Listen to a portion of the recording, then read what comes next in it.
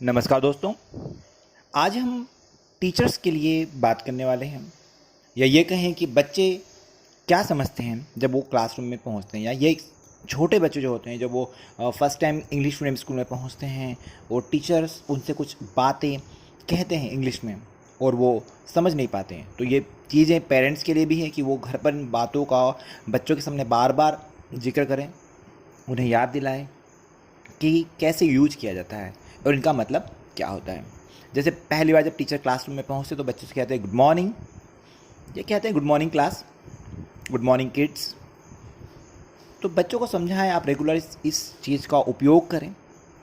इसके बाद में टीचर जब बच्चों से पहला वर्ड बोलने के बाद पूछते हैं हाउ आर यू, आप कैसे हो, या आज आप कैसे हो, तो कहेंगे how are you today, how are you today.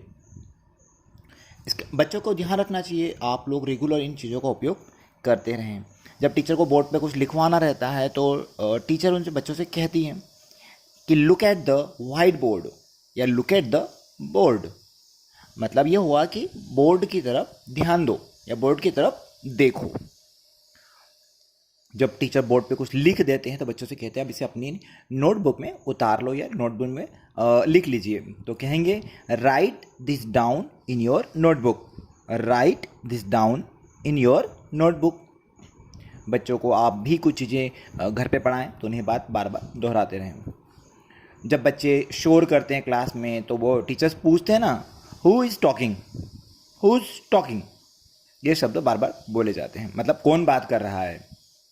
जब टीचर को कोई सवाल कुछ ना हो तो वो बच्चों से बोलती चलो इसका जवाब किसे पता है, हाथ खड़े कीजिए।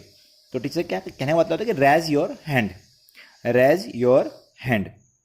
तो बच्चों से बात बार बार दोहराते रहें आप लोग।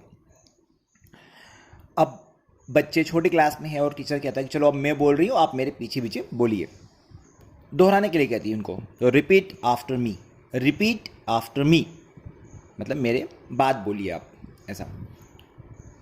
आप बच्चों के अंदर हेजिटेशन होता है, बोल नहीं पाते हैं, तो उनके वक्त टीचर की उनको कहती है कि थोड़ा तेज बोलो या तेज पढ़ो। तो read out loud, read out loud, थोड़ा तेज बोलो या तेज पढ़ो। अब बच्चों को बार बार आप एक और चीज़ सिखाएंगे, ओपन और क्लोज चीज़ों के बारे में, ठीक है। तो उसमें सबसे पहला चीज़ आती है open your bag, open your copy. हम इन चीज़ों को बार बार बच्चों से बोले, ओपन द डोर, ठीक है, तो बच्चों को याद रहेगा। Close your bag, close your copy.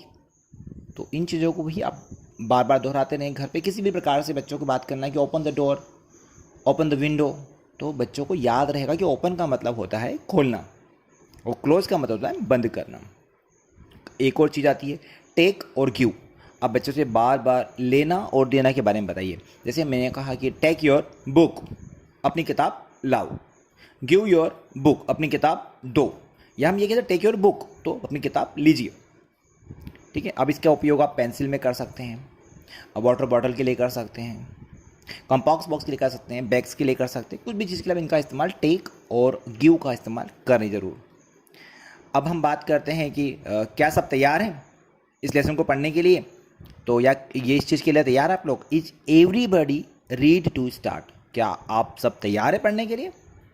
Is everybody ready to start, तो जवाब आता है मैम का, सबको मैम देख लेती है, उसके बाद जवाब पूछती है ना, बोलती है कि हाँ मुझे लगता है कि आप सब लोग तैयार हो चुके हैं या तैयार हैं। I think we can start now, I think we can start now, मुझे लगता है कि अब हम स्टार्ट कर सकते हैं, शुरू कर सकते हैं। बच्चों को बताना है I think we can start now का मतलब होता है कि मुझे लगता है कि हम अब पढ़ सकते हैं। कोई चीज़ बच्चों ने गिरा दी हो ज़मीन पर या कहीं पर भी गिरा दी हो, तो उसके लिए हम बच्चों को सिखाएंगे पिकअप। बच्चों को बोलना है पिकअप, यानी कि पेंसिल उठाओ तो पिकअप योर पेंसिल, बैग उठाओ तो पिकअप योर बैग। अब वाटर बॉटल भी लगा सकते हैं साथ में। जो भी चीज़ उनके पास ऐसी है जो उन्होंने गिरा दी, उसको उठाने के लिए पिकअप शब्द का इस्तेमाल बच्चों को बोल सकते हैं। बच्चे जब बाहर मस्ती कर रहे होते हैं, कुछ खेल रहे होते हैं, तो या फिर उनको हम बताए थे कि बेटा लाइन में खड़े हो जाओ, तो हम बच्चों को बोल सकते हैं स्टैंड इन अ लाइन। इसके लिए एक शब्द और इस्तेमाल होता है Q, stand in a Q. बच्चे बहुत शोर करते तो मैम उनको बोलती है ना कि आप मुंह पे उंगली रखो, तो finger on your lips, finger on your lips. वैसे ही ध्यान रखने के लिए कहा जाता है कि बी केयरफुल, है ना, बी केयरफुल मतलब सावधान रहो। बात मत करो और चुपचाप बैठो, एकदम शांति बनाए रखो, शांत हो जाओ, ऐसे बोलते हैं हम लोग, है ना, कि बात नहीं करना और शांत हो जाओ। Stop talking and be quiet, stop talking and be quiet. जाओ हाथ धो, इस अपोजिट क्वेश्चन हो गया, wash and wipe your hands, wash and wipe your hands, हाथ धो और पोछो अपने हाथों को, हाथ अपने हाथों को धो और पोछ लो, ठीक है। तो wash and wipe your hands. अब हम जनरली बच्चों को जो सबसे ज़्यादा खुशी होती है वो होती है that's all for today you can go now, that's all for today you can go now, मतलब आज के लिए हो गया है पूरा, अब आप घर जा सकते हो। आपको ये वीडियो अच्छा लगा हो, कुछ जानकारी मिली हो, बच्चों को इस प्रकार से कैसे पढ़ाना है, बच्चों से किस प्रकार से इंग्लिश में बात करना है, अगर कुछ सीखने को मिला हो तो लाइक शेयर सब्सक्राइब जरूर कीजिएगा। Thank you so much.